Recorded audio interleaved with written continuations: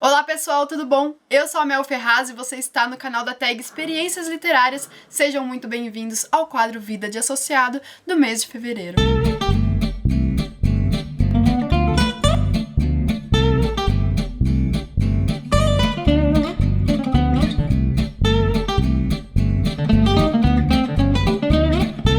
Hoje então nós vamos falar sobre o kit do mês de fevereiro, que é esse daqui todo lindo. Quando eu recebi eu fiquei tipo... A começar, claro, pela edição exclusiva, a tradução exclusiva, encomendada pela tag. Esse livro aqui tá maravilhoso, eu adorei também a escolha, a indicação do mês. Então tá aqui um senhor livro. Na revistinha, que a gente já vai falar sobre ela, ela explica, né, o porquê dela ter escolhido esse livro, como conheceu, como ficou sabendo desse livro, e eu achei muito bacana, né, saber disso também. Essa capa tá uma graça, eu achei muito bonita, e o miolo também, né, todo cuidado. Tem aqui, então, o marcador personalizado e o recadinho especial da própria autora de O Xará aqui logo nas primeiras páginas do livro. Vou guardar ele de novo na capinha dele, porque essa capinha é muito também primorosa. Deixar aqui de lado e vamos falar um pouquinho sobre a revistinha, que eu adorei, eu gostei bastante do que ela trouxe pra gente. Inclusive, gente, eu tenho que destacar isso daqui. Dicionário culinário. Como não ficar com vontade de experimentar cada prato que eles colocaram aqui?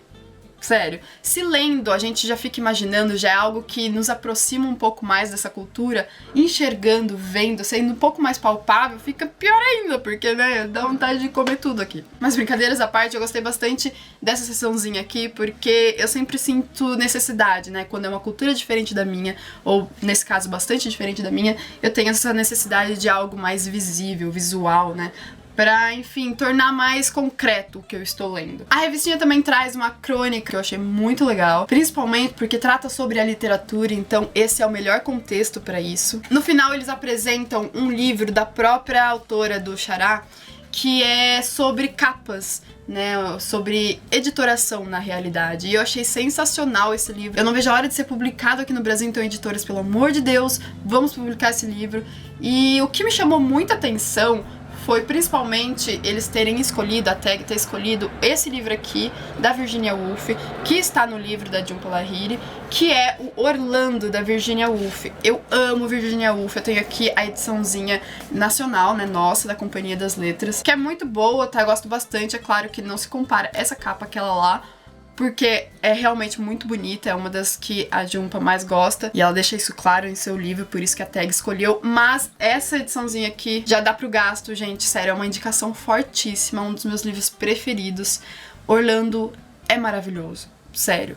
Procurem sobre esse livro, não vou me estender porque não é muito o assunto, né, de todo o contexto aqui, mas é uma indicação que eu precisava fazer pra vocês. E também nós temos aqui a apresentação do Nikolai Gogol, que eu acho que é assim que se pronuncia, me desculpem se eu estiver pronunciando qualquer nome aqui errado, porque, enfim, culturas diferentes, sabemos como é difícil pronunciar. Eu tentei procurar a pronúncia certa, mas posso estar errada, não é mesmo? Enfim, o protagonista de O Xará, então, chama Gogol, que é o mesmo nome do Nikolai Gogol, o autor russo que inspirou o pai, então, do protagonista do livro do mês. E ele recebeu então o nome porque o pai dele gostava muito desse autor russo. E esse autor russo, ele é extremamente importante para a literatura mundial, principalmente russa, mas mundial também. E eu gostei muito da tag ter enviado o mimo do mês como o Conte o Capote, do Nikolai Gogol, que é um dos mais importantes de toda a literatura russa. O Gogol, o Capote influenciaram, assim, muitos autores dentro da Rússia, fora da Rússia, e eu achei isso fantástico, sabe, assim, de eles trazerem esse conto aqui, de conhecer, poder conhecer esse conto, porque eu li e eu fiquei fascinada por essa história. Não sei vocês, mas esse conto aqui me deixou, assim, totalmente cativada. Ele começa com uma narrativa bem realista, pra transicionar pra uma mais do cunho do realismo fantástico, e isso me surpreendeu, porque eu não fazia ideia de que fosse encontrar isso na literatura de Gogol. Então, O Capote é a história de um funcionário super comum, super mesmo. E de deixar a gente até assim com uma certa angústia, porque eu, conforme fui lendo esse conto, eu me senti assim até próxima dele, me vi um pouco nele, sabe? E isso traz uma certa angústia fazer essa comparação. E esse protagonista da história, que não é o narrador parece se colocar como um personagem, é muito interessante isso, o narrador desse conto, porque ele se coloca ali na história. Não é autor, mas é um narrador. Mas enfim, o protagonista que eu vou ler aqui, e provavelmente eu vou errar, que é o Akaki Akakievich. É super engraçado isso, porque o Gogol tem essa escrita irônica e ele já coloca no próprio nome do protagonista. Ele tinha uma predileção por nomes, assim, interessantes e diferentes, então aqui isso está presente. Esse protagonista é, então, um funcionário público e ele vive pra isso. Ele é tomado inteiramente por isso. Só que ele não é nada peculiar, ele é totalmente comum. É um arquétipo, né, do funcionário público. E aqui nós temos uma grande crítica do Gogol quanto a isso. E conforme a gente lê o conto, a gente percebe que essa crítica também é voltada muito à burocracia que toma conta de toda a política, de toda a Rússia. Nós sabemos disso, isso se perpetua até os dias de hoje, então é interessante notar, né, em como isso se manteve. É interessante e triste ao mesmo tempo, mas a crítica está aqui e ela é ferrenha. Isso porque ela é concretizada com o personagem considerável, que não ganha nome nessa história, o que é sempre interessante numa história, um personagem não ganhar um nome. Então isso nos leva a crer que é um tipo humano extremamente comum. E esse outro funcionário público que é superior a esse protagonista e que não recebe nome, é responsável então por todo o desfecho do conto, pelo destino do protagonista. E ele tem, então, um papel muito importante nessa história. O protagonista, o Akaki, desculpe se eu estiver pronunciando errado, mas vai ter que ser assim. Ele economiza, ele dá tudo de si pra ter um novo capote, um novo sobretudo, digamos. E é daí que vem o nome, porque esse capote, essa nova capa, ela é roubada depois de uma comemoração, né, especial a isso. E ele procura essa personalidade considerável pra tentar recuperar esse capote. E a gente vê que não é isso que ele consegue, que é completamente o oposto disso. E o final é tipo, uau! A transição pro realismo fantástico diz pra gente que esse protagonista, ele não é comum, ele é um arquétipo. Existem muitos dele por aí, pela Rússia.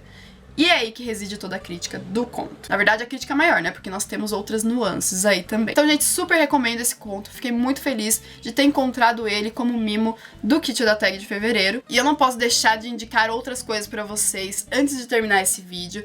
Porque, enfim, essa sou eu, mas... esses dois grandes escritores russos foram muito influenciados por Gogol, Dostoiévski e o Chekhov. Chekhov é considerado um dos maiores contistas de todos os tempos, então eu tenho essa ediçãozinha aqui de A Dama do Cachorrinho, que é uma coletânea de contos dele. A Dama do Cachorrinho é um dos mais conhecidos contos dele, então tá aqui super indicado, muito bom mesmo esse livro. E também tenho aqui 2 livrinhos do Dostoiévski. Principalmente eu vou indicar o Noites Brancas, porque é uma novela, é bem curtinho, então tá bem ali próximo da extensão, né, de o conto O Capote. Noites Brancas fala sobre o encontro entre um homem e uma mulher. Essa mulher desabafa pra ele sobre o seu amado, que ela está à espera desse amado, então aquele é o momento fatídico, certo? E Noites Brancas é um fenômeno que acontece na Rússia por conta do sol, que ele não se põe totalmente, fica uma penumbra, digamos, uma aura mais misteriosa, assim, então romântica. É um livro bem rápido de se ler, mas ele é arrebatador. E também temos outro arrebatador, igualmente arrebatador, que é Memórias do Subsolo. Esse livro aqui, gente, o que falar desse livro, sério? Temos aqui de novo um protagonista que não se nomeia, então ele é anônimo. E ele é o narrador dessa vez da história, então isso daqui é incrível, porque coloca uma carga tão pesada no livro, porque olha só a primeira frase, que é ele falando: sou um homem doente, um homem mau. Então ele vai falar sobre a sua vida, ele vai falar sobre alguns acontecimentos dela. E, gente, esse livro fantástico, vocês precisam ler realmente, se vocês ainda não fizeram. Por fim, eu tenho que indicar A Metamorfose, do Franz Kafka, que foi super influenciado pelo Gogol, né, por conta do realismo fantástico também, mas por conta da aura toda de opressão que existe aqui e que também existe no conto O Capote. Esse livro aqui também é uma novela bem curtinha de ler, muito conhecida. Se você ainda não leu, leia, porque é excelente. Não sei se eu preciso introduzir um pouquinho a história, mas é a história de um homem, um trabalhador que acorda transformado em um inseto, não barato, tá bom, gente? Um inseto, então isso é totalmente angustiante e a gente acompanha isso, certo? A gente acompanha toda essa transformação, na verdade, não a transformação em si, mas o relato dele, do que ele sente e do que acontece a partir de então. Bom, então é isso, eu espero que vocês tenham gostado do vídeo de hoje. Se vocês gostaram, não se esqueça do seu curtir pra ajudar na divulgação deste vídeo e também de se inscrever no canal da Tag se ainda não for inscrito, assim você recebe em primeira mão sempre todos os vídeos. Um grande beijo e até mais, tchau, tchau!